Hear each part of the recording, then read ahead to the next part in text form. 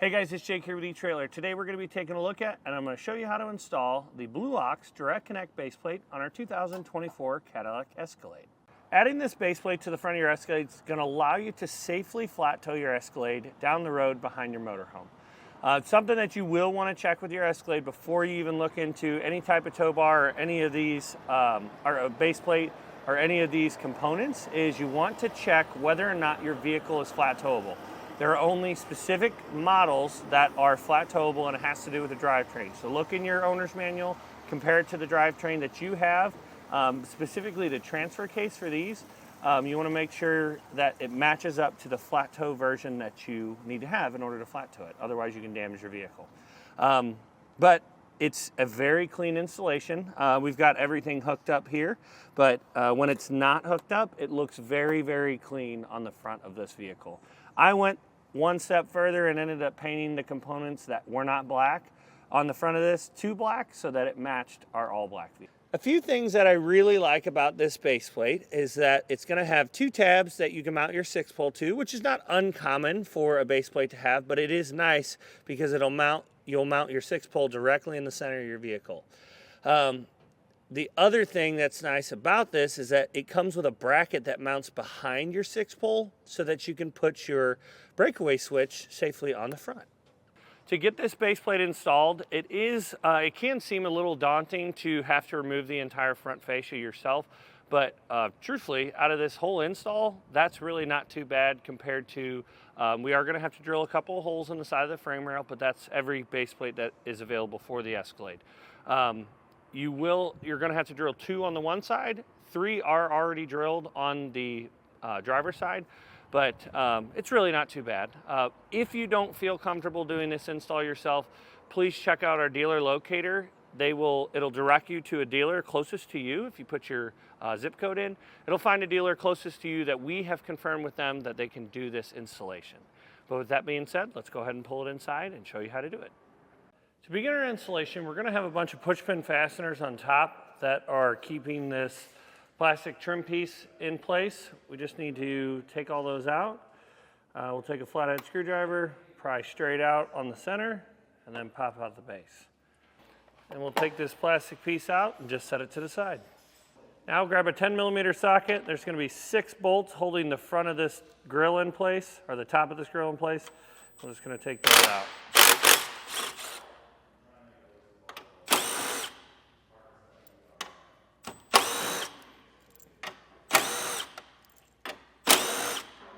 In our wheel well, we're going to have 4 screws. They're a T15 head Torx bit that you'll need. We'll have 4 along the edge up here, starting right here and going down.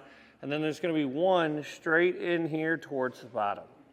So we'll just take a T15 Torx bit and remove these.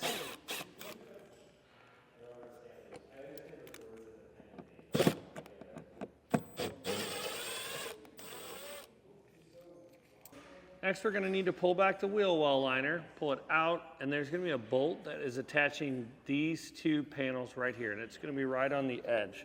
You should be able to see it actually. If I pull this out of your way, you can see it right here. This is going to be a 7mm head screw.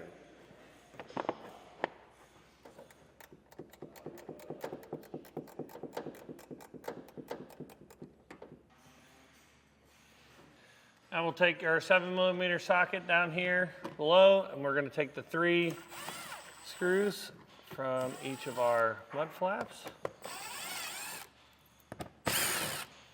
Now we're going to have a bunch of T15 Torx bit screws under here, but you can see a center of our vehicle's right here. We've got this screw right next to it, and then 1 over here, and all these screws in between. These 2 that are closest together, we're going to have that same combo on both sides of the vehicle. Those will stay. The rest of them will come out. So there's 12 total down here. We have to remove 8 of them.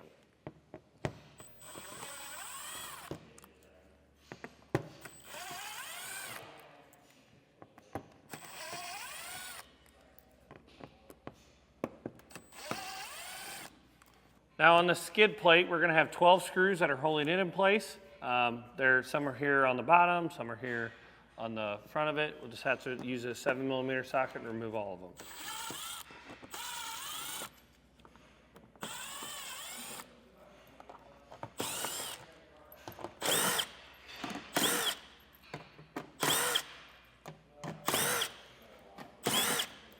After you have all 12 of those removed, this actually came down pretty easily. This should come down, and then our 2 mud flaps should also come down. On this bracket here, underneath our vehicle, you want to hold your wheel well liner back a little bit. There's a 10mm bolt. Good reference point is there's 2 holes in the frame rail right above it. We're going to take this out with a 10mm socket.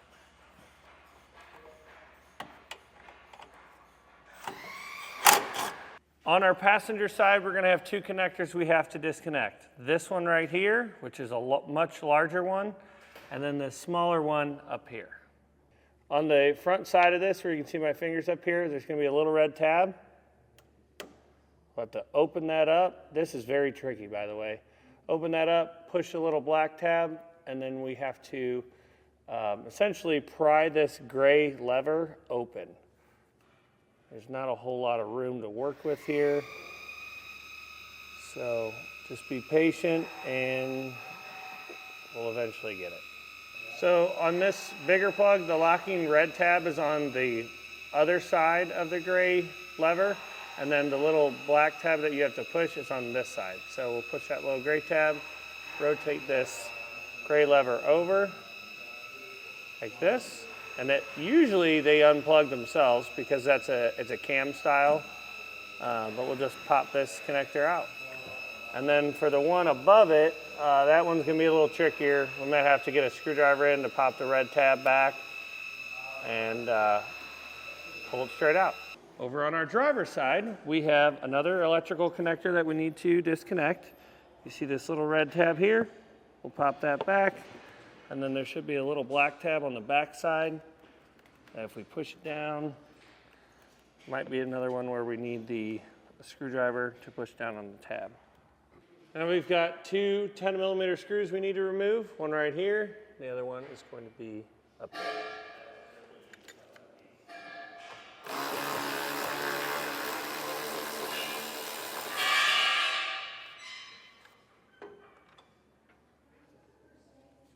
Now with an extra set of hands, we'll start peeling off our fascia. It's good to have one person on each side just because these fascias can get pretty clumsy after a while. We'll just slowly pry out on this edge until we get all the fasteners to pop loose. And what you want to do here is, once you got the bottom a little loose, there's a cup in there that if you just pull up, it'll unsnap from there, and then we can lift up on our fascia and keep popping them out. Just like that. Then we'll take our fascia, make sure there's nothing still connected, and we'll set it in a safe place. Now we can take a trim panel tool with our fascia off and setting off to the side. We'll take this trim panel tool, and we've got these little white clips that we need to take out. What we're gonna do is we'll push down on the white clip to get those to pop out.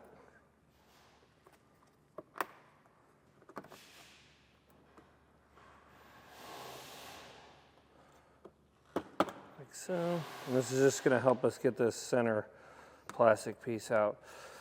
Now, depending on how this base plate ends up going on the front of our vehicle, we may end up putting this back on after we trim it, but we might end up leaving it off. Just kind of depends on how it's going to look. Now, if you have the adaptive cruise control, there's 4 7mm bolts here that we have to remove, and we're just going to let this bracket hang, do some work to our frame rail, and then we'll put it back up later once we get everything mounted.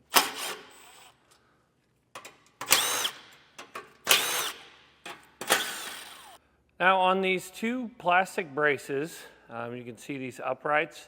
I drew some lines on it. We're going to need to cut them off here at the bottom, and then where this little jet out is, we need to cut that straight across there too. So on both of these, we'll cut those 2 pieces out. I'm using a multi-tool. You can use a rotary tool or a Dremel tool if you want. You may even be able to use like a little hacksaw, just anything that can cut through this plastic.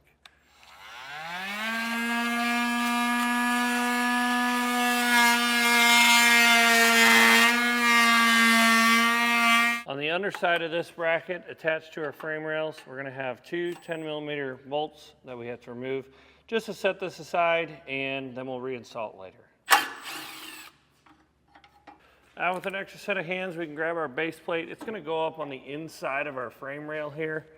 You got to push up at the same time on both sides. We may end up having to hit it up, tap it up with a soft blow hammer, just because it's a very, very tight fit. And then we're going to take a hex bolt with a little bit of red Loctite on it, and then a lock washer, and we'll slide it into the corresponding holes.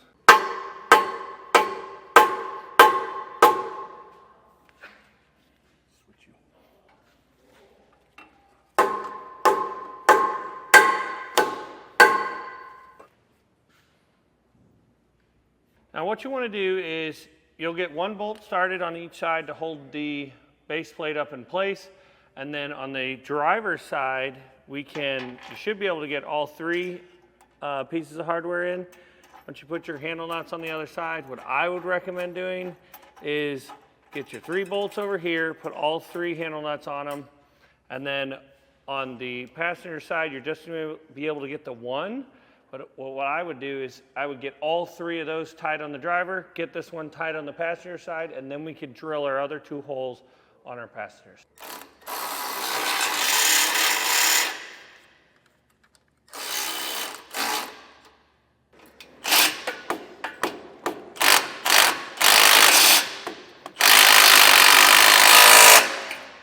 Once we got everything tightened down, I took a 1/2-inch drill bit, and you want to just use it kind of as a guide. That'll mark the center of these 2 holes, and now we're going to step up our drill bits all the way up to that 1/2 inch and drill these 2 out.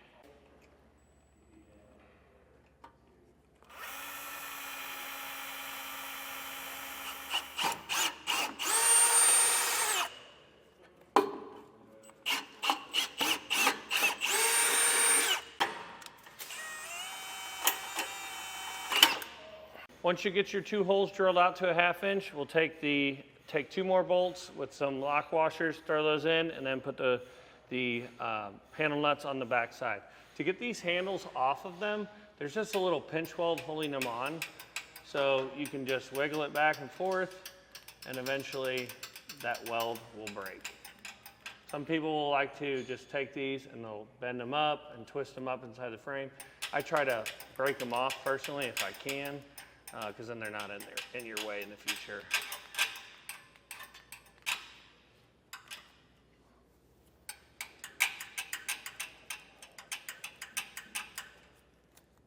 Now we've got all 6 of our bolts on the side of our frame rail. There's one that goes in each end, and there's a little pre-drilled hole right here.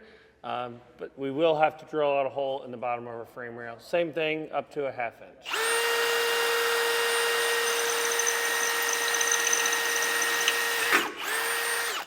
Now we'll take our last 2 bolts and put them up through the bottom of this frame into our handle nuts.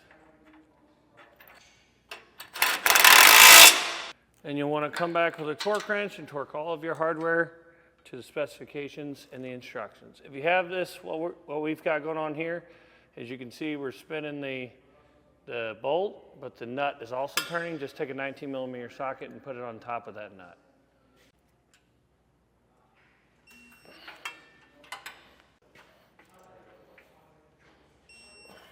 Now for our safety cables, what we can do is we're going to run it through this opening in our frame rail. Run that around, and then we need to connect it with our quick link I like to put one inside of the base plate and one on the outside, and we'll just put the quick link down through the top.